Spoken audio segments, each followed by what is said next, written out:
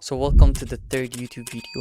So ዛሬ የምናያቸው ነገሮች are the basic part which is leverage የምንለው pips የምንለው lot size የምንላቸው ነገሮች this ወሳኝ ነገሮች እናያለን ማለት ነው። So ስንጀምር ወደ pips እንገባለን። So what is pips? Pips ማለት the smallest price movement in the market ማለት ነው። ወይም ደግሞ percentage point የምንለው ነገር ነው ማለት ነው። የምንለካበት ወይ ማለት ነው። like አንድ ሰው ከአንድ ቦታ ተነስቶ ወደ ሌላ ቦታ ሲሄድ የምትለኩበት ነገር አለ። ኪሎሜትር ሊሆን ይችላል፣ ሜትር ሊሆን ይችላል፣ ወይም ከዚህ እዚህ ስትሉ የሆነ መለኪያ ነገር አለ። ማርኬቱ ላይ ፕራይስ ተነስቶ ከአንድ ስፔሲፊክ ፖይንት ወደ ሌላ ፖይንት ሲሄድ የምንለካበት ሜዠርመንት is called pips እንለዋለን ማለት ነው። ወይም ደግሞ percentage point ማለት ነው። so euro USD ላይ let's say we have 1.1000 ማለት ነው። 3 ዜሮዎች ማለት ነው።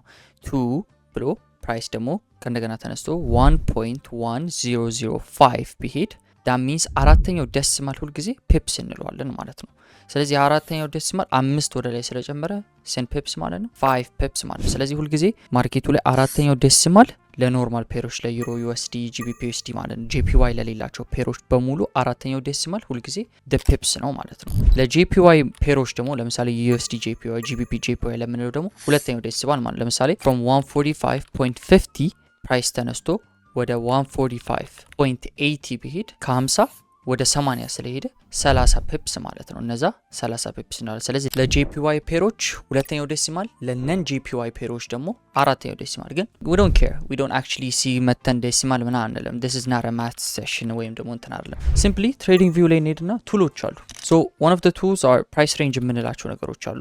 so price range ለምሳሌ ከዚህ ተነስቶ ፕራይስ ወደዚህ ቢሄድ እንደዚህ አድርጋችሁ ስትለኩት እዚህ ጋር ይነግራችኋል 5.2 5.4 ፒፕስ ማለት ነው። አያችሁት እዚህ ጋር። ስለዚህ ወዴትም ቢሄድ ፕራይስን አምጣችሁት ከምትፈልጉበት ቦታ ለምሳሌ ከዚህ ይሄን ትልቁ ሙቭ ሄዶን ፕራይስ ከዚህ ተነስቶ ወደዚህ ሄዶ ስንት ፒፕስ ነው የሚለውን ለማወቅ ከፈለጋችሁ ከዚህ ታመጡና ይሄን ነክታችሁ ወደዚህ ታረጉት 23 ፒፕስ ማለት ነው። እዚህ ጋር 23.1 ፒፕስ ማለት ነው። ስለዚህ you don't have to worry about አራተኛ ዴሲማል ምናምን ሁለተኛ ዴሲማል እያላችሁ you don't have to waste your time actually። ማንም ሰውም እንደዚህ አያደርግም። just this is a beginning basic ነገር ስለሆነ ኮንሰፕቱን behind it ምን እንዳለ ለማስረዳት ነው እንጂ easily እንደዚህ አይነት ቱሎች አሉ ማለት ነው ማርኬቱ ላይ ወይም ደግሞ በሾርት እና ሎንግ ፖዚሽን በመታረጉበትም ማየት ትችላላችሁ እነዚህን ፒፕሶች ማለት ነው። so now since you understand pips አሁን ደግሞ ሎት ሳይዝ ምን ማለት እንደሆነ እናያለን ማለት ነው። ሎት ሳይዝ ማለት አንድን ማርኬት ባይ ወይ ሴል ከማለታችሁ በፊት የምታስገቡት ቁጥር አለች ወይም ደግሞ ቮሊዩም አለች ማለት ነው። ያቺ ቁጥር ምን ያህል ሪስክ ማድረግ እንደምትፈልጉ በዛ ፓርቲኩላር ትሬድ ውስጥ የሚያሳያችሁ ማለትም ላሳያችሁ እዚህ ጋር ስፔሲፊክሊ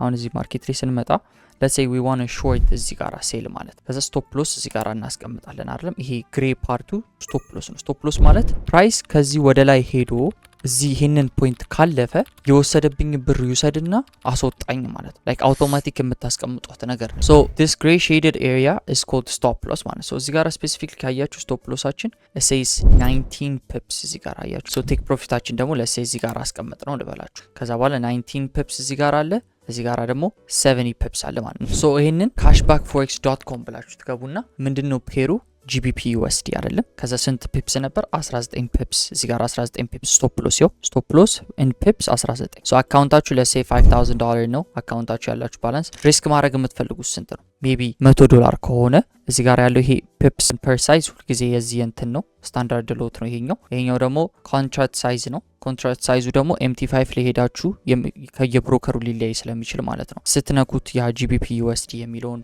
ፔር ዲቴይልስ የሚል ነገር አለ። ዲቴይልስ የምትል ነገር አለ ስትነኳት ማለት ነው። ዲቴይልስ ገብታችሁ ስታዩት ኮንትራክት ሳይዝ ብሎ ይነግራችኋል። ሶ ሞስትሊ ለኔ የምጠቀራችሁ ብሮከሮች እንደዚህ ነው 100,000 ነው እዚህ ጋር ያለው። ካልኩሌት ስትሉት እዚህ ጋር ምን ያሳያችኋል? ሎትስ የሚለውን አያችሁት እዚህ ጋር። ሶ ይሄ 0.526 ሎት ሳይዝ ይሄንን ብታስገቡት ይሄንን ሎት ብታስገቡትኝ ቀጥታ ሄዳችሁ ይሄንን አስገብታችሁ ሴል ብትሉት ማርኬቱ let's say ሪቨርስ ቢያደርግ እዚህ ጋር መተን if it reverses and takes the stop loss ምንድነው የሚሆነው ማለት ነው? ፕራይስ is going to take $100 ከኛ ማለት ነው። ምክንያቱም ዘጋራ ካልኩሌት ያደረግነው ቅድም ካያችሁት $100 ወሰደልን ካለን $5000 አካውንት ላይ $100 ብቻ ወሰደልን ብለን ነው ካልኩሌት ያደረግነው። ስለዚህ ሪስካችንን ካልኩሌት የምናደርግበት ስቶፕ ሎሳችንን ቴክ ፕሮፊታችን ስንት እንደምናገኝ ዲተርሚን የምናደርግበት ሁሉንም ነገር ካልኩሌት የምናደርገው በሎት ሳይዝ ነው ማለት። ስለዚህ ሎት ሳይዝ ዝም ብለን መተን ራንደምሊ ባይ ወይ ሴል ማለት ስንፈልግ መተን 100 ሎት ወይም 10 ሎት ምናምን የምንገባው ነገር አለ።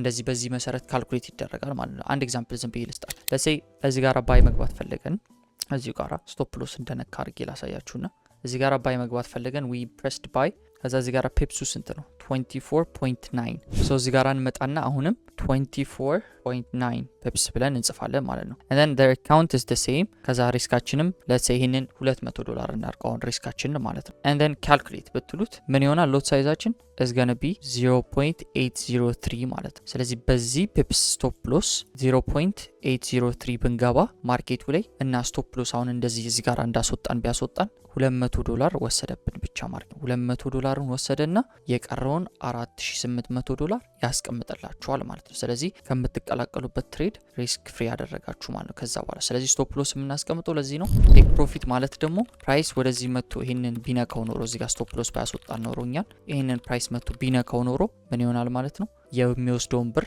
ለምሳሌ በዚህ ስንት ነው 64 ደብል ስናደርገው የሆነ $600 ምናምን ማለት ነው እንደዛ እንደማድረግ ነው 3 ትሪፕል ስናደርግ 600 ወይ 500 ምናምን ዶላር ነገር ይወስድልናል ከዛ በኋላ ከትሬዱ ያስወጣናል ማለት ነው ዝም ብለን ማርኬቱ ላይ ባይ ብለን ቀኑ ሙሉ ቁጭ ብለን አናየውም ቴክ ፕሮፊት ስቶፕ ሎስ እናስቀምጣለን አላርሞች አስቀምጠን ምናምን ነው የምናየው ማለት ነው እንጂ we're not going to sit down and see the chart ያንዳንዱ ሰዓትን ማለት ነው ሶ ቀጣይ ፖይንታችን የሚሆነው is leverage የምንለው ፖይንት leverage ባጭሩ ማለት borrowed money እንደማለት ነው ማለትም ብሮከሮቹ የሚያበድሯችሁ ብር እንደማለት አድርጋችሁ አስቡት ወይም ደግሞ የሚሰጧችሁ ባይንግ ፓወር ማለት ነው ሶ ሌቨሬጅ ሲመጣ በሬሽዮ ነው የምናስቀምጠው ስለዚህ 1 to 10 1 to 50 1 to 100 1 to 500 1 to 1000 leverage ወይ ደግሞ even 5000 some broker crazy brokerዎች አሉ that means $1 1 to 500 ነው ካለን $500 ማለት ነው ባይንግ ፓወር ይሰጡናል ማለት ነው ብሮከሮቹ ስለዚህ ለምንድነው ይሄን የሚያደርጉት ያው አንደኛ the more you buy they know trading is risky then you're going to lose the money if they're not ECN ወይም ደግሞ